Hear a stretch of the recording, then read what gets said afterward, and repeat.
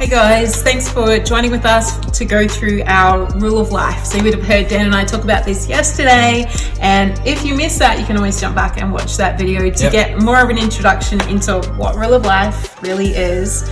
But basically it's just going to be some helpful structure that we can put into our day-to-day lives each day that are going to help us to grow, to become more like Christ and to be with him. So number one was to start the day in quiet prayer and scripture. And you know, one thing that I find really challenging with so much access on our phones to everything and how everyone has access to us at any time of the day is sometimes I've fallen into the habit of, as soon as I wake up, pick up my phone and have a look, and you're reading emails before you know it, you're looking at the news before you know it, and people's opinions on things, and honestly it can be overwhelming.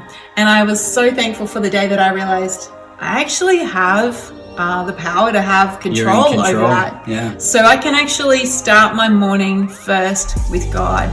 And I can tell you that when I started to do that, I felt so much more refreshed. I didn't have a million more thoughts or opinions or ideas in my head. I was simply just coming before God in a quiet place and just having some time in prayer and reading his word. But it looks different. And how we do it. We do it differently, So I think it's just making the start of your day, carving out some time to do that. So there's some different ways that you could do that. What are some ways that you've thought? One way is a reading plan on YouVersion. So it's a Bible app. You can do a reading plan with friends.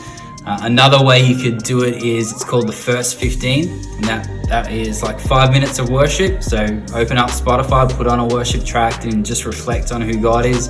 Then it's 5 minutes of reading and then 5 minutes of prayer. So First 15.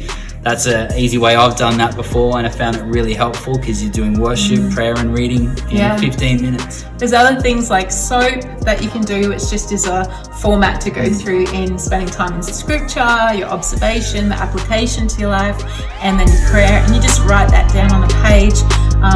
But like, everybody does it differently. I think just start your day, even with the habit for you, like I've found like at different times making a coffee as soon as I get up, like just setting those practices in motion, then taking a coffee or a cup of tea to a quiet space.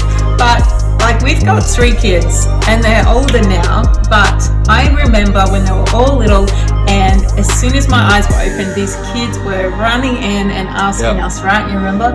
They'd just be asking you for everything before you've even had a shower, before you got dressed, you're not ready for your day. And what I've learned is that if I get up earlier than them, I have the whole house and it's quiet.